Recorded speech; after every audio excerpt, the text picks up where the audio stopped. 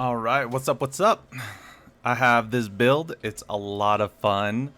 You get a lot of attack power, as you can see, 30k. So you hit like a truck. It does take a bit of skill to use this, but let's get into it. The Boons, baby. All right, well, pretty straightforward. They're all pretty good, but I do reduce damage from elites since they're the only thing that kill you. Extra life, and that goes in with your vampire powers, as well as critical strike damage for bigger hits, as we all know and love. This is key pack leader, so be sure that you use this. Getting your companions back, they hit so hard, and they allow so much damage, and those wolves actually do a thing or two, about a thing or two. Masochistic, you know what that does, gives you extra life steal, love it. It keeps you alive in the toughest of situations. Like, look at those companions, dude. Those numbers are huge. We'll look at them after we go through the skills. So, I use Shred for the base attack, or Claw, sorry, Claw.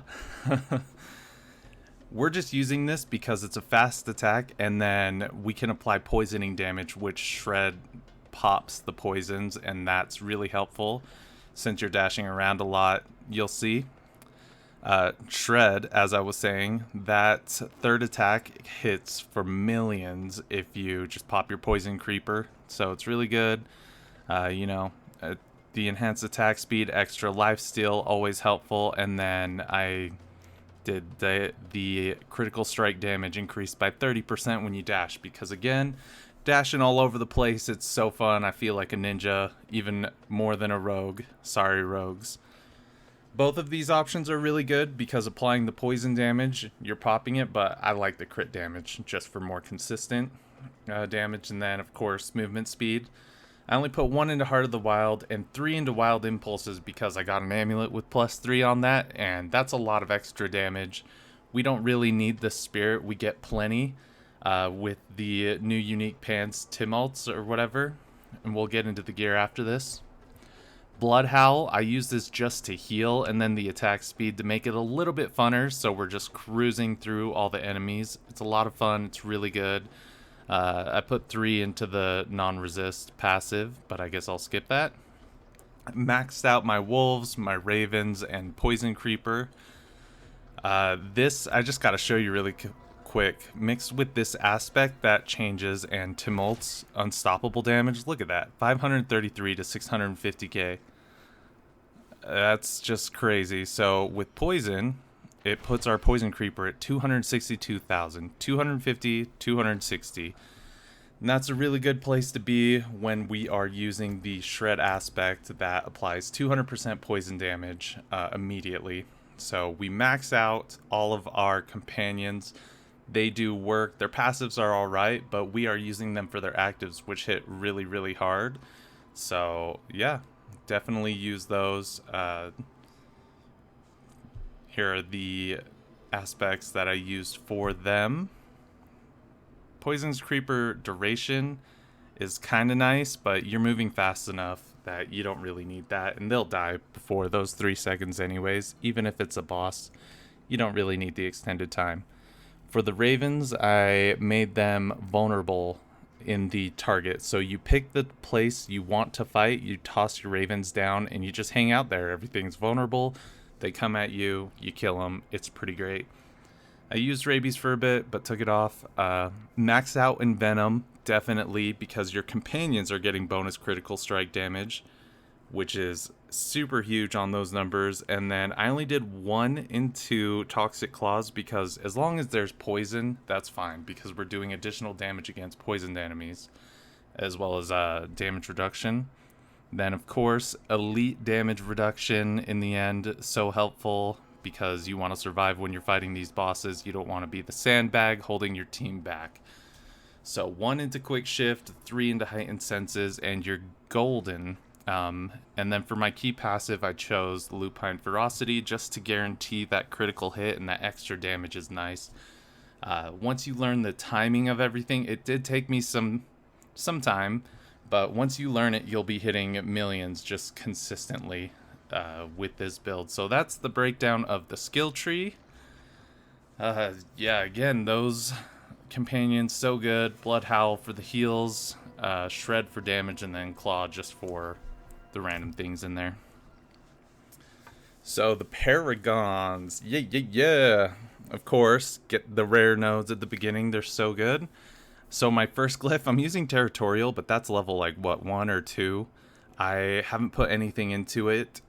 This season, Nightmare Dungeons aren't too big of a focus, so leveling these glyphs up requires some effort, and there were other glyphs that I wanted to use instead. So just one in there, you could replace that with whatever or level that up. The first main one, Exploit on Heightened Malice. This was a good spot for it. Of course, it's such a good glyph as well, because that vulnerable damage, that's so much. I chose this board because the damage to poison enemies. So as long as they're poisoned, which the poison creeper will get everyone, you'll just do more damage overall. So it's really good. The other thing about Exploit this season, when you use Hemomancy, it hits everyone around you, and so that vulnerable is applied immediately to everyone around you. It's just really good. We love it. Keep them vulnerable. Heightened Malice. Sweet. Next board, I used Wilds. This is level 16 on Inner Beast. We didn't even go for the ult or legendary node there, but this gives so much companion skill damage. You can max this out to get like 280% companion skill damage, so the potential is even there. There's way more damage to be added to your companions. I didn't need the rare node, but I figured 200 armor's worth it, and I got the extra intelligence node for Wilds. So that was really good. Just went around the top, got the rare nodes because they're good in there. So the next board, we use Guzzler, which is Imbiber, 107% damage while healthy. That is insane. Just stay healthy and you hit like a truck. It'll change 5 million to 10 million just because you have full health. So that's really good. I chose this board because I just wanted the attack speed so I could keep getting my companions back over and over. But it's got a really good... it's got a bunch of really good rare nodes as well. And the healing received is helpful when you're just fighting random things. You know, using Shred heals you, and that'll increase the amount you get. So there's some good rare nodes. But yeah, that's the Paragon, straightforward. There will be a build link in the description this time around. I heard you guys. I love you. Thank you so much for watching these videos and supporting, subscribing. It really means the world. But yeah, those are the Paragons. Again, check the link in the description. And yeah, so let's take a look at vampiric powers. So there are some crazy combinations, but I use Metamorphosis because it pairs with Tybalt's Will so insanely good. It automatically makes you unstoppable, so you guaranteed have that extra 40% damage. Plus, every time you dodge, you're getting 50 of your primary resource. That's why Spirit doesn't really matter, because you just dodge, you're going to hit harder with all of your skills, and then you get some of that Spirit back right away, so you're prepped to deliver that final blow with Shred. So Metamorphosis and Tybalt's is just a combination you want. Hemomancy with Exploit is really good. Getting that 80% of damage going out will pretty much kill all of the small, weak minions that are out there. You get a good, strong heal when you're running Nightmare Dungeons. So you're kind of staying on top of that, and then Shred will bring it, as well as Blood Howl. So it's really good to make my minions even stronger when you're running dungeons and they are you crowd control your enemies, which they do with the Poison Creeper. You just throw down your ravens on a group or where you want to fight, and then you use the wolves to kill any damage resist auras or any elites just right from the get-go. Pick the one you hate the most and have your wolves kill them, because that damage is stacked 3 times. So run in, drop your Poison Creeper, immobilize them, kill whatever you want, and then kill the rest. And then I use Prey on the Weak because you deal extra vulnerable damage. This one I honestly feel like I could replace, but I used it because vulnerable damage is great. So yeah, there's all of that. Those are the powers I chose. There are some great combinations, but this one was fun, felt consistent. I was just running through, mowing mobs down, and then it's sufficient against bosses. So let me know in the comments how you want to see this build play out, whether it be in a nightmare dungeon or against some bosses. I'll post a video of that as well, but I am working on another Druid build that is it's so silly. So be sure to subscribe and check that out when I release it. I'll be putting that together right after this video goes live. But yeah, that's the basis of it. Huge attack, lots of fun, tons of skill spam, and companions are viable. So the gear, let's get into the aspects. For the helmet, that aspect doesn't matter so much, so use whatever. But yeah, armor, gain damage reduction while you're a werewolf, which is pretty much all the time. Gain an additional companion and have them do even 25% more damage. Tibalts, it's standard. The boots, of course, this new aspect, I just love it. It's the best. But the bread and butter is on your two-handed weapon while while you dash, Shred seeks out nearby poison enemies and instantly deals 200% of the poison damage to them. So you're applying 250,000 from your poison creeper. You just dodge in, you pop your poison creeper, and then when you dodge out, you're going to hit everything that's poisoned for 200% of that poison creeper and keep your Shred. So that will instantly pop all small mobs. You're just left with the elites against you. And then once you finish your dash, you can just Shred to the elite. And they'll be all that's left, so it's easy to target. It feels like a crazy fun combo.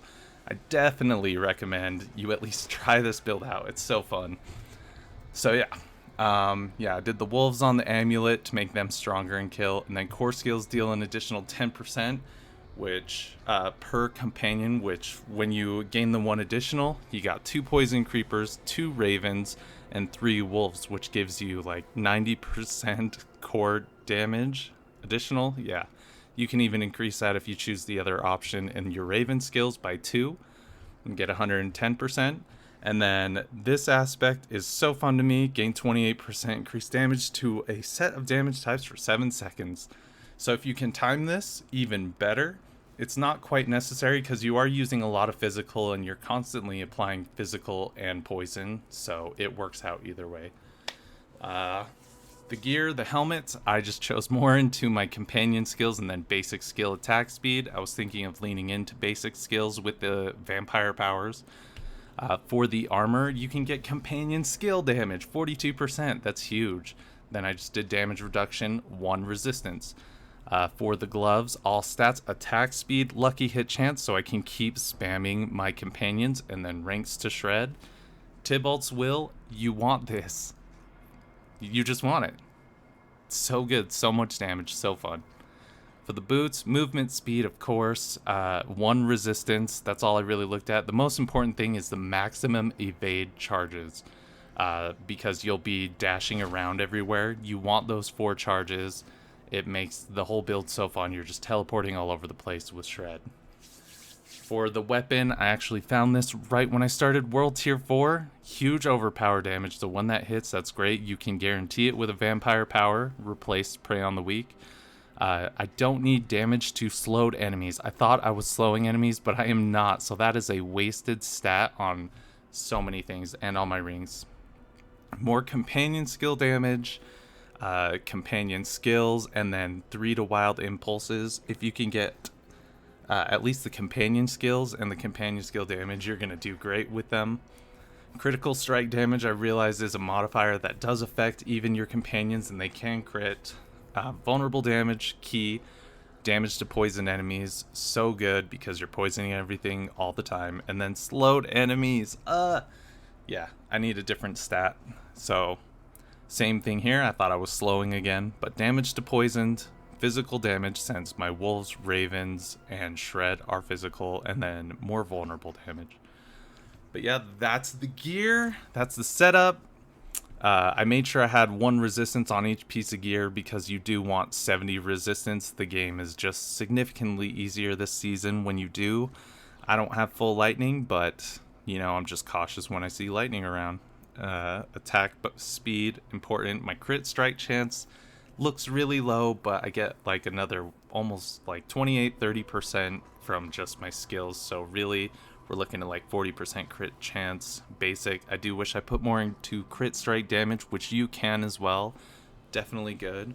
But yeah, that is the basis of the build. Definitely check it out. It's a lot of fun. It's one of the most fun classes I've had. And builds that I made, you know, I just wanted to have fun and go. And this build did it. So let me know if you try it out, what your thoughts are, how it works out for you. You know, bump up that companion damage, let them shine for once. And yeah, I hope you enjoy. I hope it all works out. Again, check out the link in the description that will lead to the build, because everybody's always asking. And yeah, those are the stats. Those are the aspects, the skills, the paragons, the boons, you name it. So like and subscribe. It means the world to me. Share this with a homie. Let them know that their class is insignificant. And be sure to check out the next Druid build that I'll have out in another week or two. Thanks.